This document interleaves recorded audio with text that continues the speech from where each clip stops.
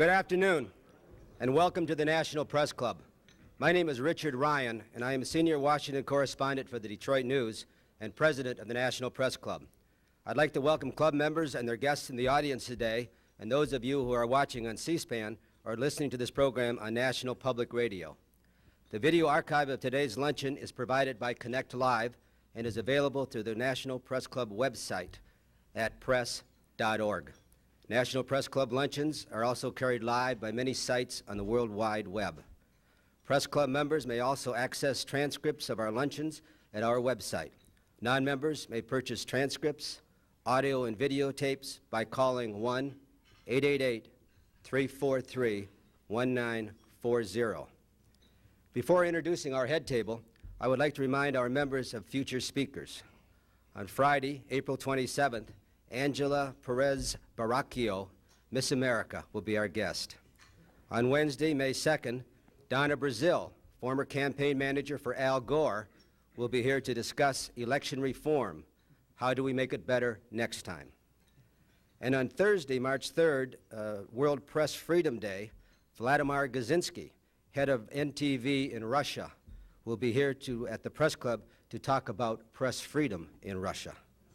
And on Friday, May 4th, Richard Moe, president of the National Trust for Historic Preservation, will be our guest. If you have any questions for our speaker, please write them on the cards provided at your tables and pass them up to me. But please write legibly so I can read the questions. And I will ask as many as time permits. I'd now like to introduce our head table guests and ask them to stand briefly when their names are called. Please hold your applause until all head table guests are introduced and have been able to stand up. From your right and my left, we have Larry Arnold, Washington reporter for the Associated Press. Gene Grabowski, a former Associated Press in Capitol Hill who covered our speaker and also a member of our Speakers Committee. Aaron Epstein, retired from Knight Ridder newspapers and now a writing coach for the Journal newspapers. Arthur Bernstein, president of the United Sports Fans of America and a member of the National Press Club Speakers Committee. Larry Speaks, a former press secretary for President Reagan. Gilbert Grosvenor, chairman of the board, National Geographic. Senator Jim Bunning, Republican from Kentucky and a pitcher for the Detroit Tigers and Philadelphia Phillies, who is now a member of the Baseball Hall of Fame.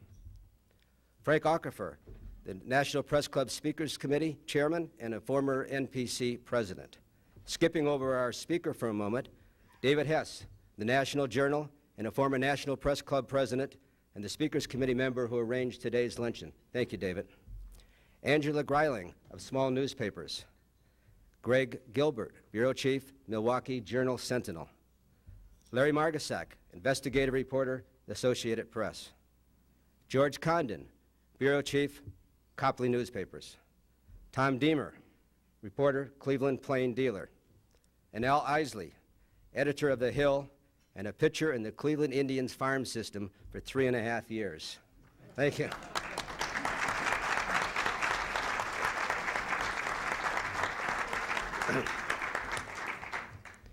Introducing our guest speaker today, Dale Petroskey, president of the Baseball Hall of Fame, is truly a pleasant assignment for me.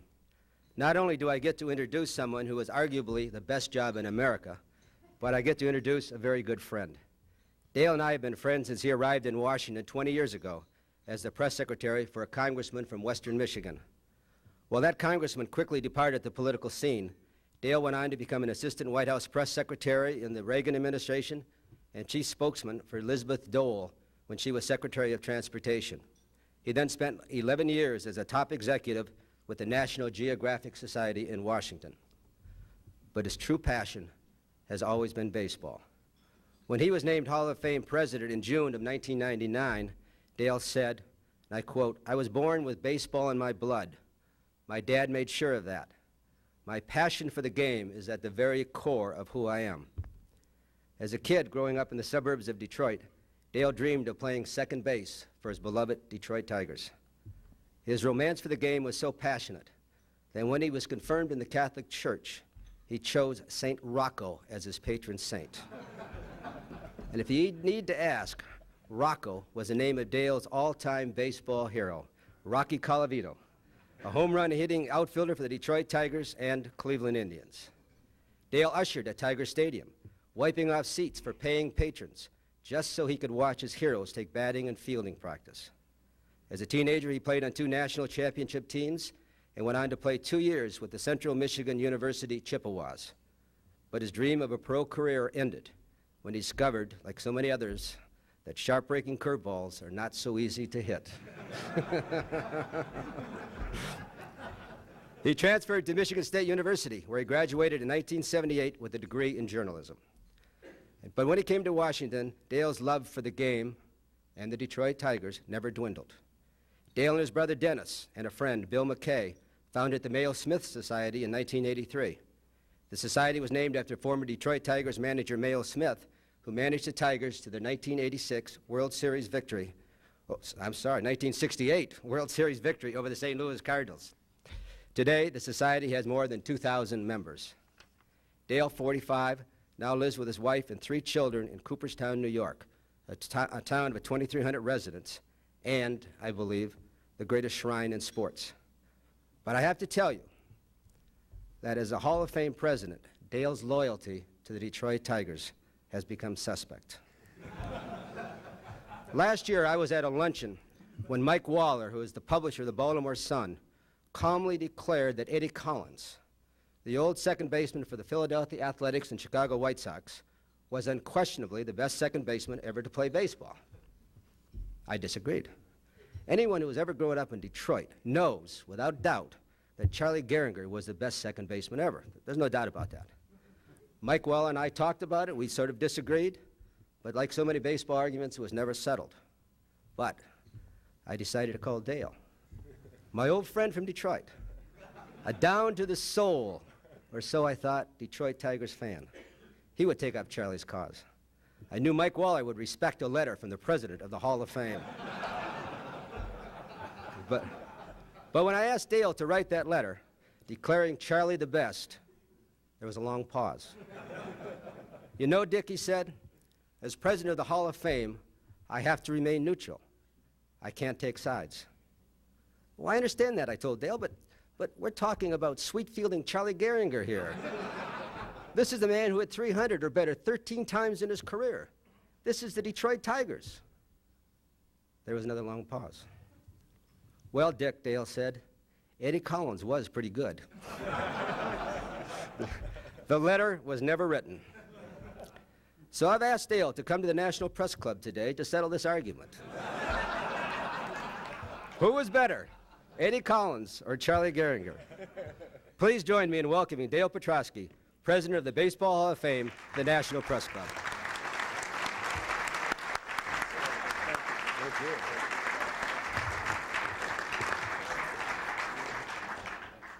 Thank you, Dick.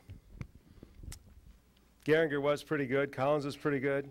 All the other second basemen in the Hall of Fame are pretty good. Joe Morgan, Knapp Lajoie, Rogers Hornsby. So everybody who makes it's pretty good. Sorry I couldn't help you out, though. It is humbling to be here and a real honor for everyone connected with the Baseball Hall of Fame, so thank you for the invitation. I'd like to say something about my 2 special head table guests, Gil Grosvenor, the chairman of the board of National Geographic, and Larry Speaks, who for 6 years was President Reagan's press secretary. They were great bosses to me and great mentors, and I'll never, ever be able to thank them enough for all they did for me. Senator Bunning, the only person elected to 2 exclusive clubs, the United States Senate and the Baseball Hall of Fame. And I'd like to remind the senator that the Hall of Fame is more exclusive because there are only 61 living Hall of Famers. And you don't have to run for re-election. It's a lifetime appointment, Senator.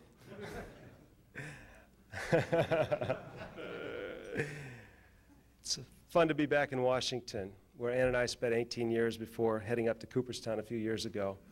And I was here in January for the Alfalfa dinner, and I was standing at the cocktail reception with Joe Morgan, the great second baseman, now TV broadcaster, and Joe spotted Henry Kissinger across the room, and he said, I've always wanted to meet Henry Kissinger. So I said, well, we'll go over and see him. Well, Joe got pulled away, and I was distracted for a few minutes, and about 20 minutes later, Joe came up and he said, you're not going to believe what happened. Big smile on his face. He said, Henry Kissinger walked across the room, extended his hand and said, Joe Morgan, I've always wanted to meet you. There's always been a great connection between Washington and baseball, and I think there's a great fascination one for the other. The Hall of Fame and Washington have crossed paths a couple times in the last couple of weeks. You may have seen that President Bush invited all the living Hall of Famers to the Hall of Fame, or to the White House a couple of weeks ago to kick off the season on March 30th. And 46 of the 61 living Hall of Famers made the trip to Washington, and it is a day none of us will ever forget. A beautiful ceremony in the East Room, lunch in the State Dining Room, just great hospitality by the President and Mrs. Bush, and I think they had a pretty good time too. And then 2 weeks ago, the FBI returned 4 baseballs signed by U.S. presidents to us, Taft, Wilson, Coolidge, and Hoover. Those balls were donated to the Hall of Fame by the Walter Johnson family in 1968, and in 1972 they were stolen from the Hall of Fame. But thanks to the good work of the FBI, our collection is complete again, and we have a signature on a baseball from every president, from William Howard Taft to George W. Bush now. And a few of them will be part of a White House exhibit that the Hall of Fame is doing in the East Wing of the White House, and it will be up and running in time for the beginning of the new T-ball season that the President announced a few weeks ago. And so that'll be in time for the May 6th opening of that. And the subject of that exhibit will be baseball and the presidency. Today I'd like to talk about 3 things. First of all, what the Hall of Fame really is. Then I'd like to tell some of the great untold stories that we uncover every day in Cooperstown. And then I'd like to tell you where we're headed. Where's the future of the Hall of Fame? Let's start by talking about Cooperstown, though. It's a very special place. How many of you have been to Cooperstown? Fair number. Okay. Well, you know then that it's a village of 2,300. 70 miles west of Albany. It sits between the Adirondacks and the Catskills on beautiful Otsego Lake, which was made famous by James Fenimore Cooper in his Leatherstocking Tales. We have 3 world-class museums: the James Fenimore Cooper Museum of Art, the Farmers Museum, which is a living farm and village depicting life in the 1850s in rural upstate New York, and the Baseball Hall of Fame. We have an elegant summer hotel, the Otesaga. We have a championship golf course that goes with it, the Glimmerglass Opera, and a fine hospital, the Bassett Hospital, which is affiliated with Columbia University. And the Hall of Fame sits right on Main Street. What exactly is the Hall of Fame? It's more than a building. To me, it's the family that spends its vacation money that's been saving for a couple of years, drives cross country, pulls up in front of the Hall of Fame, gets out of the car, and the first thing they do is line up in front of the sign and get their picture taken just to prove to themselves that they actually made it to Cooperstown. We see that day after day after day in Cooperstown. We're also a nonprofit educational institution founded in 1936, and our doors opened in 1939. We have 90 full-time employees, a $12 million annual budget, and we exist really for 3 reasons: to preserve history, to honor excellence, and to connect generations. In our collections, we have 30,000 artifacts, 135,000 baseball cards, many of them probably the ones your mother threw out. We have 500,000 historic photographs, 5,000 hours of original TV and radio recordings, and 2 million documents in our library. And our research staff answers 60,000 questions a year, many like the ones that Dick was referring to. We do not pay for any artifacts or documents. Everything we have has been donated to us. And if you do donate something and we accept it, you get a lifetime pass to the Hall of Fame. We are baseball's institution of record, and we document the game from the Little League to the Major Leagues. And we have a file on every player who's ever played in the Major Leagues, all 15,400 of them. Now, many people who have never been to Cooperstown think we're just a small gallery of plaques. But our plaque gallery is only 5,000 square feet of our 60,000 square foot museum. It is the focal point, though, and it's where we honor the game's greatest players, managers, umpires, and executives. Only 185 players in the history of the game are enshrined in Cooperstown. 4 more will go in this year: Dave Winfield, Kirby Puckett, Bill Mazeroski, and Hilton Smith, the great Negro Leagues pitcher, and they'll be inducted on August the 5th in Cooperstown. Of all the players privileged to play Major League Baseball, 1% make it to Cooperstown, 1 out of 100. So if there are 750 players in the major leagues today, who are the 7 or 8 that are going to make it to Cooperstown someday? By honoring excellence, we like to think we help inspire excellence. Now, baseball is a game that is easily passed down from generation to generation. And because we're a game that tells the history of the game, the Hall of Fame is a place where families come together and get even closer. And when you walk through the museum and you see a father talking to his kids in an animated way about his heroes of his youth, all of a sudden that 50-year-old becomes a 10-year-old boy again. Or we see a grandmother talking to her grandchildren about listening to a game on the radio in the 1940s. It just warms your heart. There are so few opportunities for the generations to be connected. The Baseball Hall of Fame is one such place, and we're very proud of that. We also have an education program. Certified teachers teach geography, history, art, economics, communications to elementary and middle school kids. And all of our program is certified with the New York State standards. And we have a Frank and Peggy Steele internship program. We invite the best and brightest students from the country to come to Cooperstown and work with us and learn curatorial skills and library skills and communication skills. When you think about it, though, what would baseball be without the Hall of Fame? There'd be no shrine to baseball heroes, nothing to aspire to. Every day you hear talk about a Hall of Famer, future Hall of Famer, potential Hall of Famer. It is the ultimate dream of every major leaguer, and it's the source of endless speculation and debate for every fan. If there were no Hall of Fame, we wouldn't have a Pete Rose controversy. I'd be a lot happier. I'm always impressed that everywhere I go, people care so passionately about who's in the Hall of Fame or who should be in the Hall of Fame. It shows me that it's important, and it shows me how special people feel about the Hall of Fame. I also pick up some misconceptions about us. Many people think we're tied to Major League Baseball. We're not. We're an independent institution dedicated to preserving baseball history and telling its story in an historically accurate way. We enjoy a very good relationship with baseball, Major League Baseball, and they've been great friends through the years and tremendously cooperative with us. But our independence is important. It's important for the game, and it's important for the fans. Many people think that Pete Rose and Shoeless Joe Jackson are nowhere to be found in the Hall of Fame. We treat them as if they never existed. Couldn't be further from the truth. Their artifacts and their exhibits are everywhere in the Hall of Fame. You can't tell baseball's story without telling the story of Pete Rose and Shoeless Joe Jackson. My first week on the job a few years ago, Don Sutton, the Hall of Fame pitcher, said to me, "You know, they've just handed you the keys to the Vatican." Now, baseball has always been sort of a religion to me, and you can see from what Dick said that I've mixed baseball and religion from time to time. And I am Catholic, so I understood exactly what Sutton was saying. Cooperstown really is the spiritual home of baseball. And I'd like to just tell a few of the thousands of stories that we uncover every day there to show you how people feel about this game. One of the most important and least understood aspects of the history of the game is the Negro Leagues, which were professionally organized from 1920 to 1960. And many of those stories are the stuff of legend. For example, in 1930, a Pittsburgh newspaper ran a story about a 44-year-old pitcher for the Homestead Grays, the local team, who had struck out 27 Kansas City Monarchs in a 12-inning game. His name was Joe Williams, Smokey Joe Williams. And what the newspaper account didn't say was this was a night game. And the Monarchs had a portable lighting system, which wasn't very good. So the lights were dim. The other pitcher struck out 19 hitters. So between them, there were 46 strikeouts in a 12-inning game.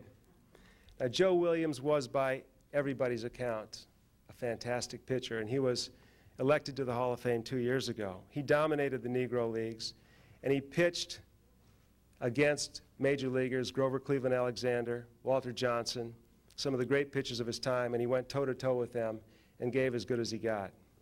But what's instructive about this story is that there was no mention in that newspaper account that this was a night game 5 years before the first night game in Major League history was played in Cincinnati. For economic reasons, the media coverage of the Negro Leagues was spotty at best. So the question is, how many feats were accomplished in the Negro Leagues that we don't know about? And how many of the facts and records that were accomplished are published absent the context, without the circumstances surrounding those records?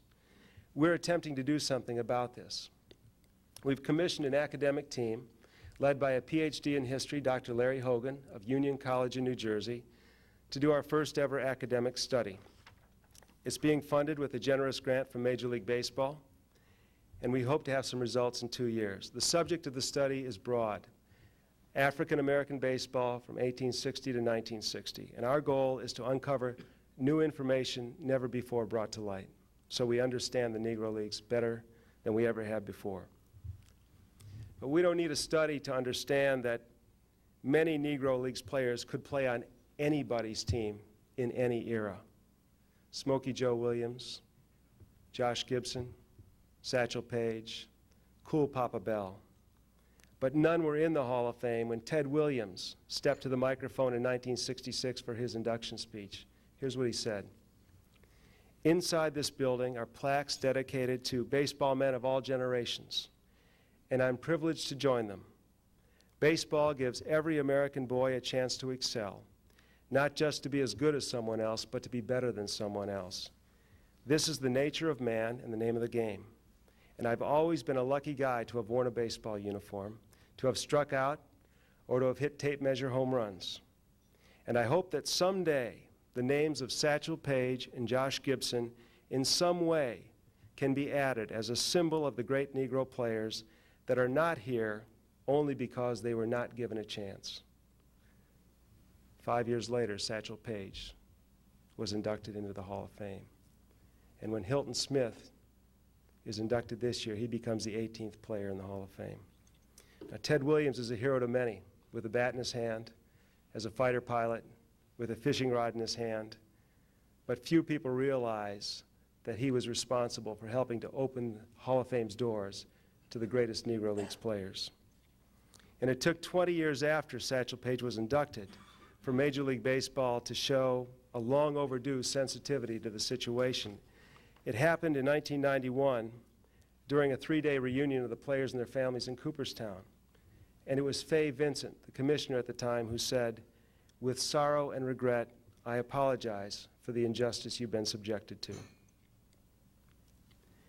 When one thinks of the Negro Leagues, one automatically thinks of that seminal moment in 1947, when Jack Robinson, he preferred to be called Jack, not Jackie, stepped onto the field for the Brooklyn Dodgers. The game was changed forever, overnight. But not just for African Americans. It's too simple to think of that as a black-white issue. If you were a Latino player and your skin was light enough, you could play in the major leagues before 1947. Bobby Estalella, who played here in Washington from the mid-30s to the mid-40s, is an example of that. But dark-skinned Latinos were banned from baseball. Louis Tiant Sr. was an outfielder from Cuba. He couldn't play in the major leagues. His son went on to a pretty fair career as a pitcher years later. Perucho Cepeda, one of the greatest players in Puerto Rican history, couldn't play in the major leagues, but his son Orlando had a Hall of Fame career. When Jack Robinson broke down the color barrier, he did so not just for African Americans, but for dark-skinned Latinos as well.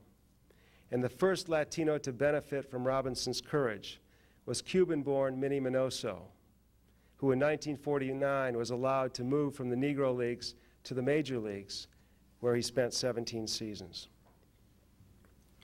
When players of color were allowed into the Major Leagues, they didn't just assimilate, they dominated.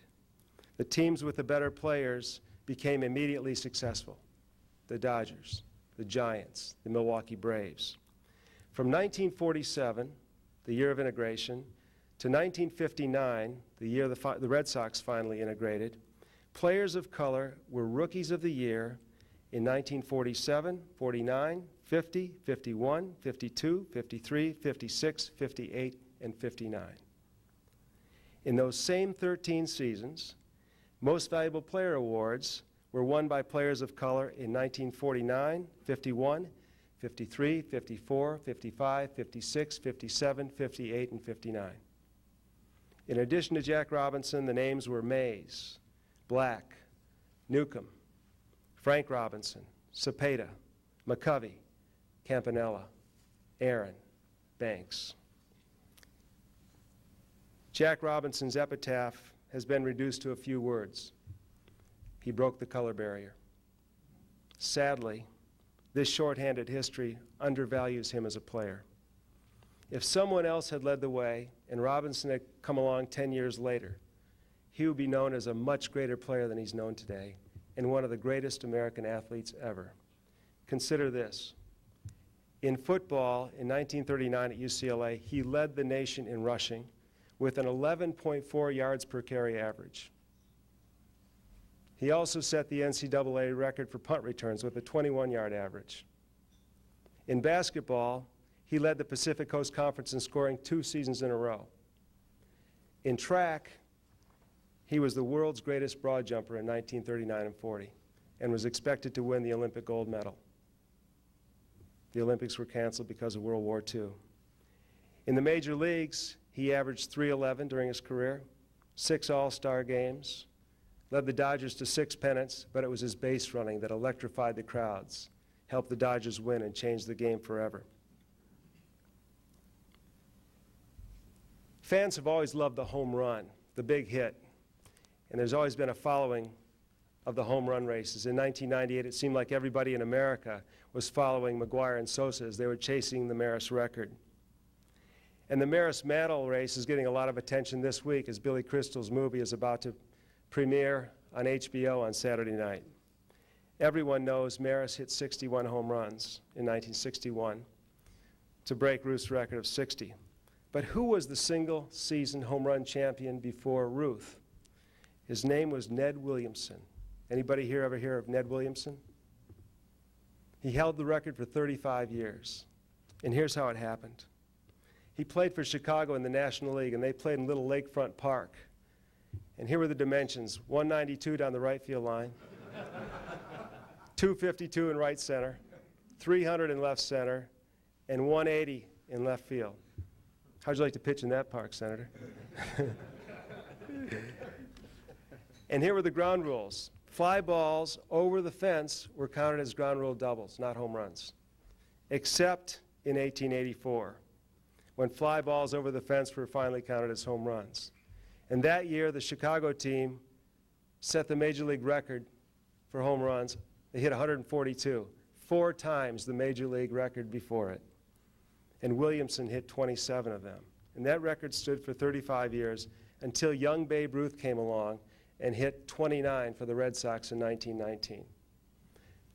You all know the story. He was traded to the Yankees in the offseason, went to New York, and by mid-July of his first season with the Yankees, he had already broken his own record. And he went on to 54 that season. Now, to show how dominant Ruth was as a home run hitter, he hit more home runs by himself than every team in the American League except Philadelphia that year. The next year, he broke his own record again with 59, and a few years later, he hit his 60. To show what a force he was compared to everybody else in the league, he hit 14% of all the home runs in the league when he hit 60. By contrast, when McGwire hit 70, that was less than 3% of all the home runs in the National League that year. Ruth brought a new era to baseball. He swung for the fences. Yankees started their winning tradition, and everybody loved both. But not everybody loved the home run, and not everybody thought it was good for the game. Ty Cobb, who was Ruth's competitive rival, they were very competitive with each other, believed in playing the game from base to base. He thought it made for a more interesting game, more strategy, more skill, keep the ball in play. And he thought the home run hurt the game in some way. Now you might say that's sour grapes. Ruth could hit him and Cobb couldn't hit him, so he didn't like the home run. After all, Ruth had 700-plus career home runs. Cobb had about 100. But listen to this. In May 1925, Cobb was in St. Louis to play a game in Sportsman's Park, and he was talking to the sports writers before the game, and he said, "They say I get my base hits on infield grounders and bunts. The big guy, Babe Ruth, he socks those home runs. I'm going to show you something today. I'm going for home runs for the first time in my career. That day, Cobb hit 3 long home runs into the pavilion in right field in Sportsman's Park.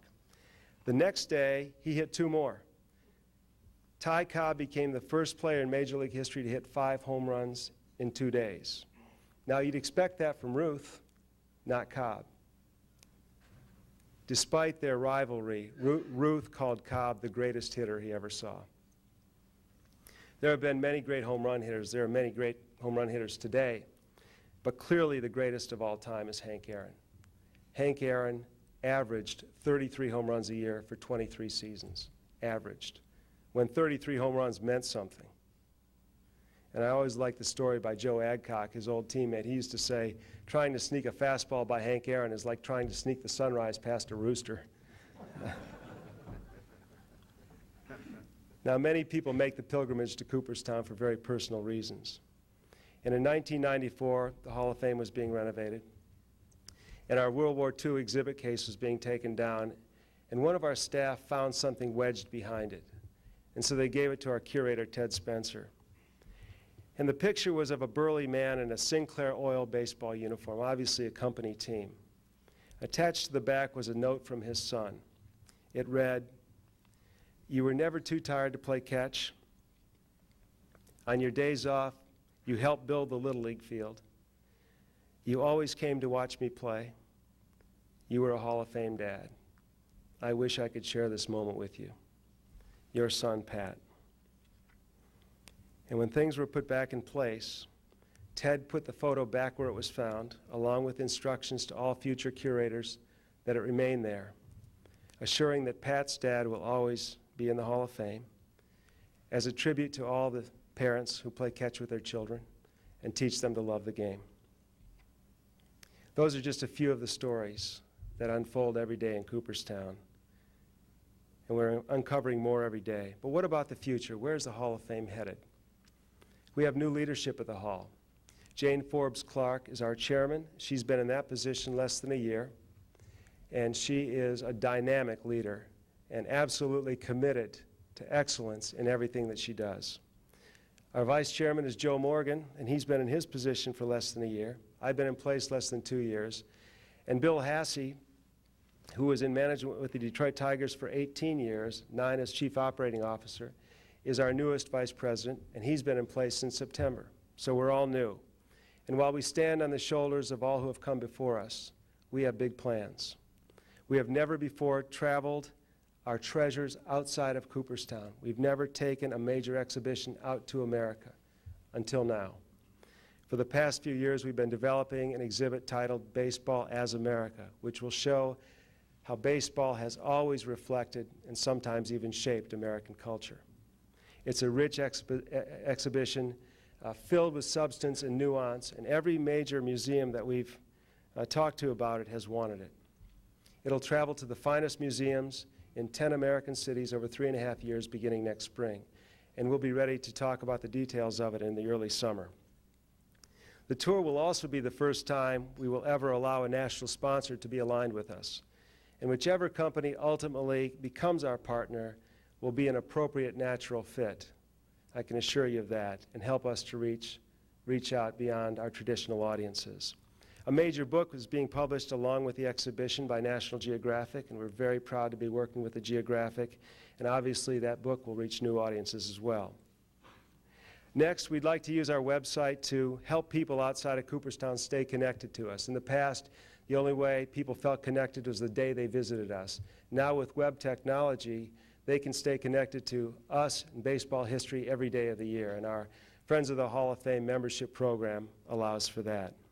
We'd also like to take advantage of technology to make our curriculum and lesson plans available to every teacher and every school in the United States. We need to always be positioned to preserve and display our priceless collections with state-of-the-art technology. We need to support more studies to help us learn more about baseball and American history. The African American study is just the first of many we ought to be doing. And because children are the future, we are looking to develop some dynamic and far-reaching programs for children. In order to fulfill our mission today and do the things we need to do in the future, We will soon be announcing an endowment, the launch of an endowment campaign. And our goal is $50 million over 5 years. And if we're successful, there's no challenge we can't meet, and there's no opportunity we can't pursue. America would not be America without baseball. The game is woven into the fabric of this country.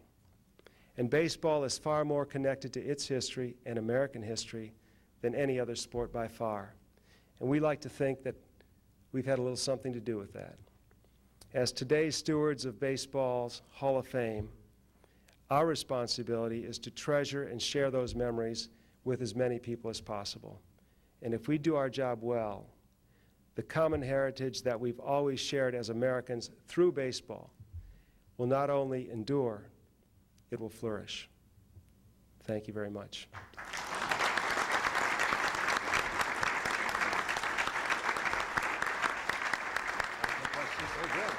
Quite a few.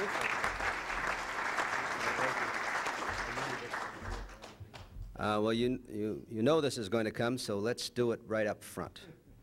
When, if there's a number of questions, when, if ever, will Pete Rose be inducted into the Hall of Fame? In your opinion, should Pete Rose be eligible for the Hall of Fame?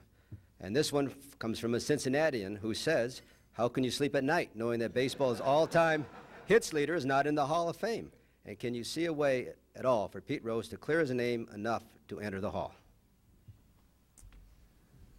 Well, this is a surprise. Obviously, it's the most often asked question that we get. I think what's important to say is that people care enough about it and are passionate about it. In August of 1999, Pete Rose voluntarily signed a lifetime ban from baseball. And in 1991, the Hall of Fame's board adopted a rule, really formalized a rule that was unwritten before that players who were on the permanently ineligible list would not be considered for election to the Hall of Fame. Pete Rose is a great ball player. I loved Pete Rose as a kid growing up. But it is what it is. And he is on the permanently ineligible list, and the Hall of Fame board formally said that they will not allow consideration of somebody on that list. Was there more to it? I sleep pretty good at night, but well, this is let me ask the question here. We have to work this. Mm-hmm. They wants to know if there are any differences between the Pete Rose and Shoeless Joe Jackson situations.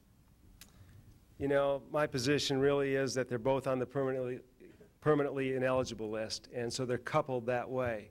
And as such, they just won't be considered for the Hall of Fame at this time.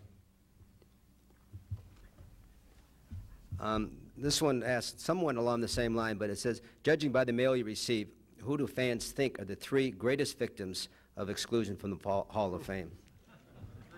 3. First of all, I think you need to understand I have no vote in who gets into the Hall of Fame. The baseball writers, our electors, as well as the Veterans Committee. To be honest, we hear about Gil Hodges. I mean, that's one that keeps coming up. You know, there are movements for Whitey Herzog. You know, Ron Santo is one that will come up. You know, I mean, everybody's got their favorite players. I have my favorite players. I don't express my opinion, but I think that we're passionate about it, and we have our favorite players, and we like to see them given the recognition we think they deserve. But I think those are 3 names that keep coming up, and who knows? I mean, forever's a long time. We'll see what happens in the future. This questioner wants to know, it says that with talk that the San Diego Padres have paid up to $1 million, so Dave Winfield would have a Padres cap on his bust at the Hall of Fame, and wants to know if you would consider not allowing players to dictate the cap that they will wear in the Hall. I'm glad this question came up because it's really misunderstood.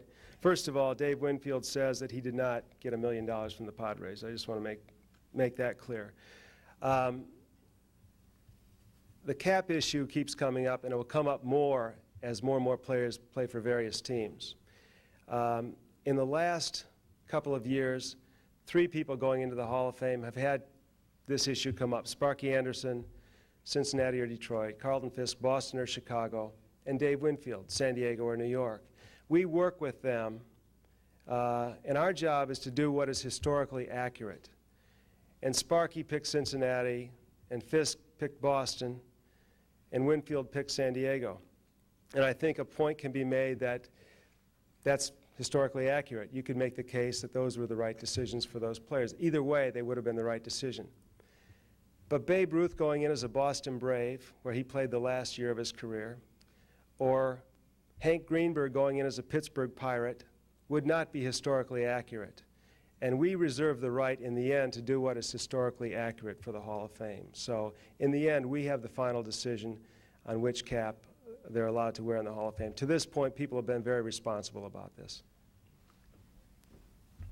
Regarding your induction policy, this questioner asked if the Hall of Fame intends to continue to induct individuals from the 19th century, the turn of the century, from the Negro Leagues, and do you think that any women candidates will ever be considered or be inducted into the Hall? Right now, we do continue to elect 19th century candidates and Negro Leagues candidates. There are special ballots for each. On women, I don't know. I can't look into the future. You know, things are happening today that couldn't have been dreamed about 30 or 40 years ago, so never know. Well, because you are come out of politics and you know a little bit about that issue, what political considerations are used when it comes to electing people for the Hall of Fame? Okay. I assume this has to do with the Veterans Committee versus the baseball writers. Again, Dick, because people really care about their person getting into the Hall of Fame, you hear a lot of criticism from time to time. But I will tell you, there are 15 members of the Veterans Committee, 5 Hall of Famers, 5 members of the media, and 5 executives. These people are steeped in baseball history. They care about the Hall of Fame deeply. They care about who gets in. A lot of homework goes into looking at careers in the context of the times they played. And I will say they do a pretty darn good job and try to leave politics out of it. Here are a few questions about potential Hall of Famers. This one notes that Billy Pierce, a former Detroit Tiger, but mostly with the Chicago White Sox, should he be in the Hall of Fame? How do you rate Albert Bell's chances of getting into the Hall? And this one says something about, isn't Nellie Fox really the best second baseman that ever played? Everybody's got an opinion, don't they? Albert Bell, that'll be up to the writers. They'll have a chance to vote on him in 5 years. And, you know, he had a lot of home runs. He put up a lot of big numbers, but it's also in the context of the other players that played during his era. So we'll see how they feel about that. Other than Nellie Fox, what was the other question, Dick? Billy Pierce. Billy Pierce, fine pitcher. But, you know, you got to remember 1%. Think about it. You know, a lot of guys are in the top 5%. Not many guys are in the top 1%. That narrows pretty quickly when you get up to the top of that pyramid. So we'll see.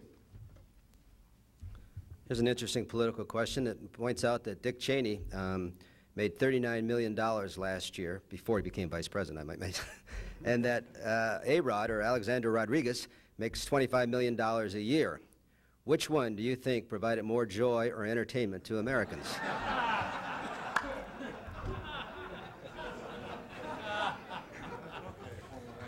Mr. Vice President, it's interesting the A-Rod story comes up because I was in St. Louis speaking a couple of months ago, and I remembered a Sports Illustrated cover from my youth.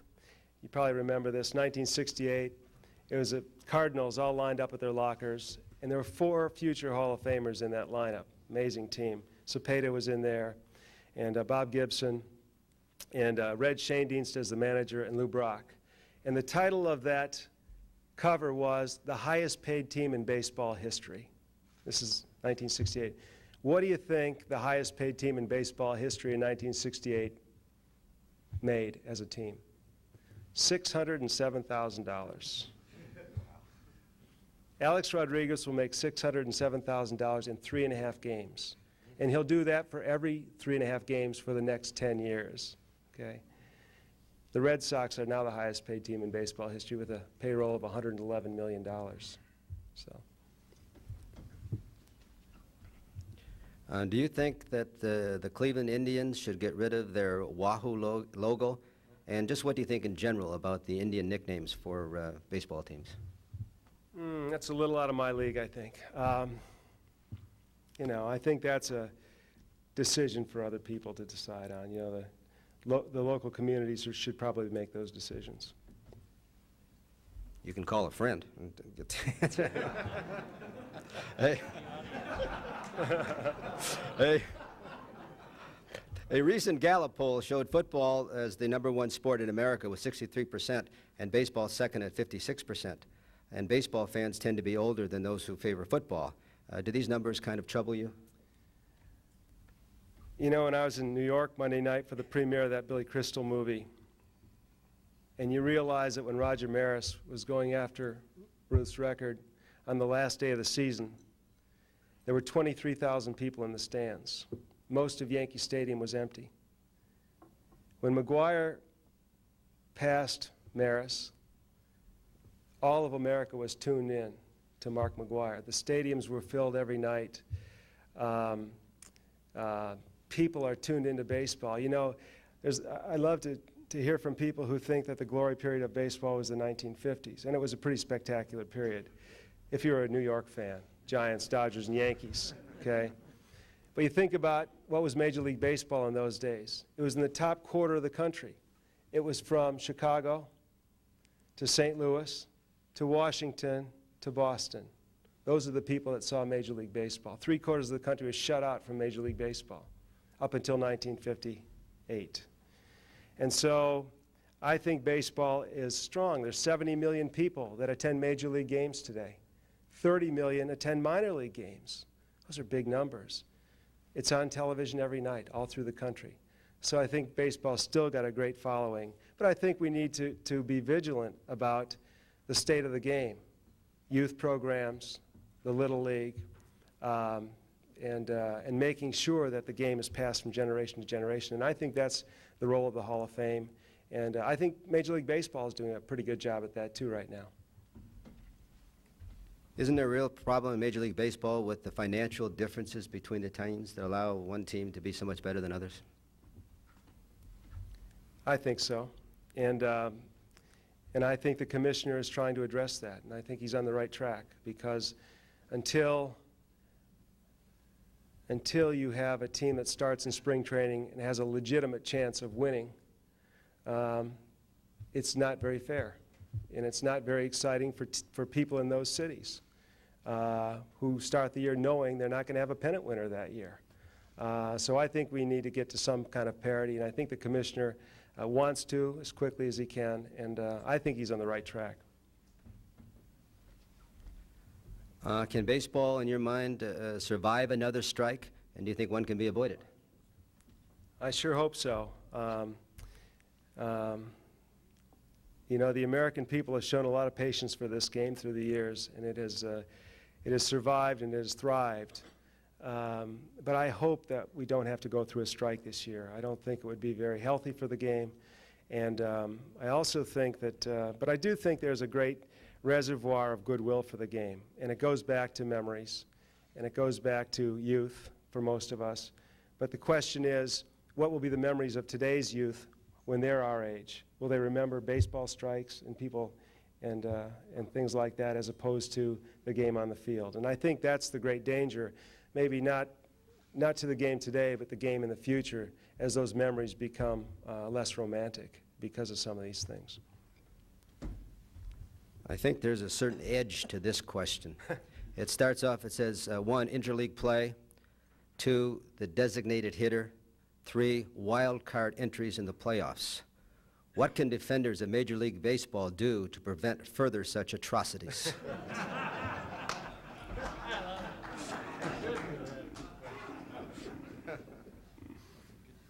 Was that from Adam or Eve?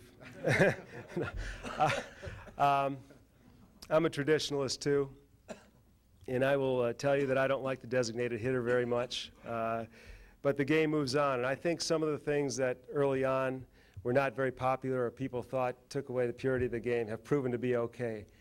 I think interleague play is pretty good. I think it's kind of fun to see the Mets play the Yankees in the middle of the season, or the Cubs play the White Sox, or, in my hometown of Detroit, I like the Cardinals coming in, and fans getting a chance to see Mark McGwire. So I think there are some things that initially are not very well accepted, but when people see them work, they work okay.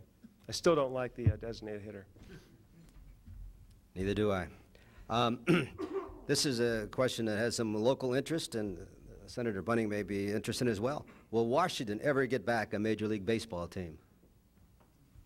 I hope so. You know, there's a great tradition of baseball here. It goes way back to the early part of the century.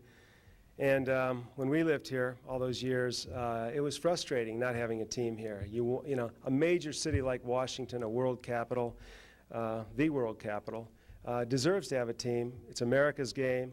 This is the focal point of the American political system.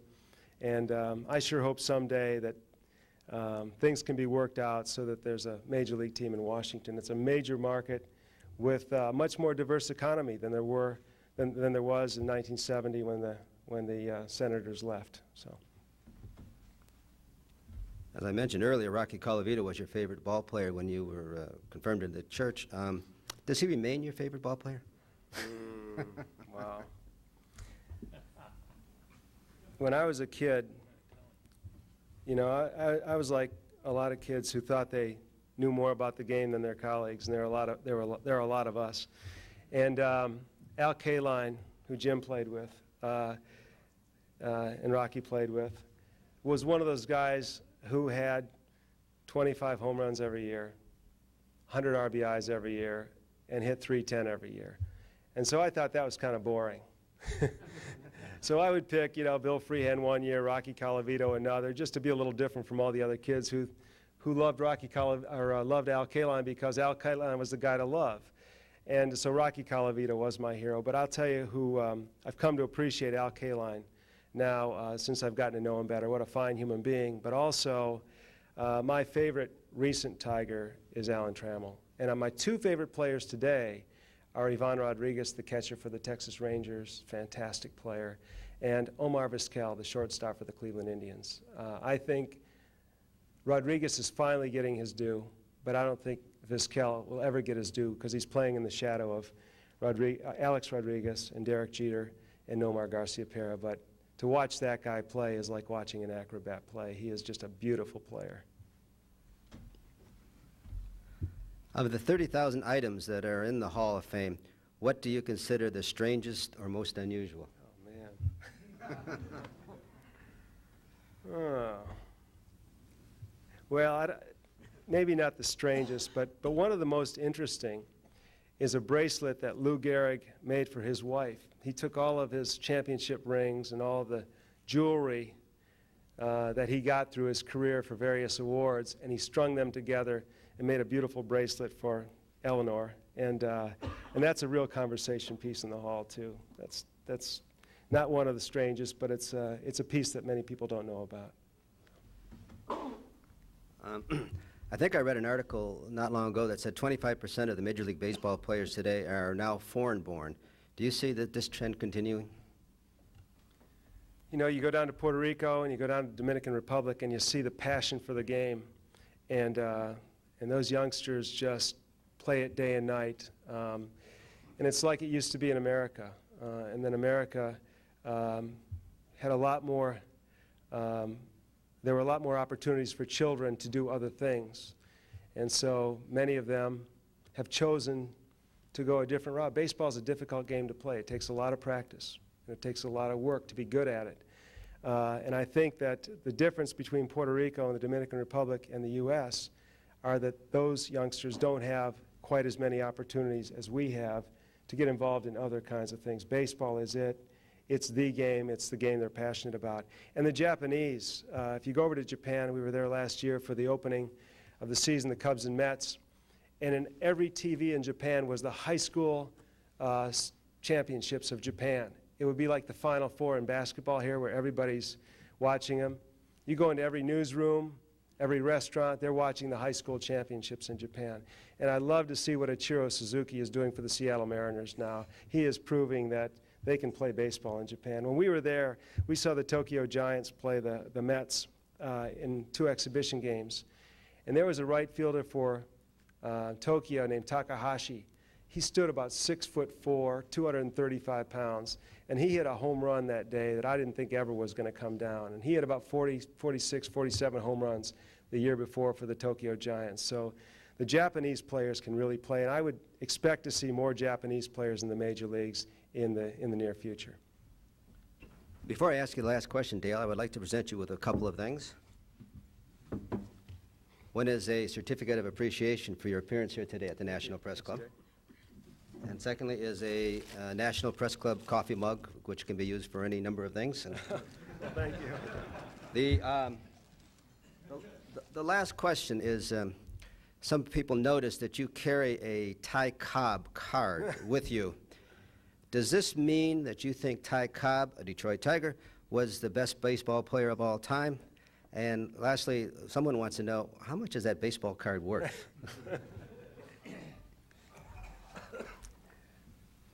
When I was leaving the National Geographic, where I had worked for almost 12 years and loved very much, very proud of my time there, I had a little baseball breakfast for my baseball friends from every different area of the Geographic. And we got together, and Sam Abel, one of the great photographers in the world, National Geographic photographer, gave me a gift which I treasure. And the gift is a T206 1909 tobacco card of Ty Cobb, because Sam knew I was a great Tiger fan. And I carry it in my business card case. And the day that I was formally elected by the board president of the Hall of Fame, Bowie Kuhn, who's got a great deep voice, said, "Dale, now just remember, the Detroit Tigers are not the only team anymore." And I said, "I understand that, Mr. Kuhn." He didn't realize that Ty Cobb was in my pocket. And I've never told him until now. So anyway, thank you very much.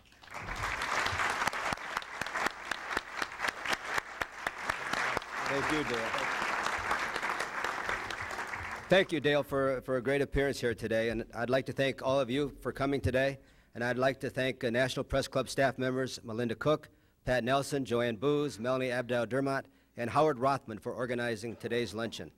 And also thanks to the NPC Library for their research. And with my new gavel, I will say, we are adjourned.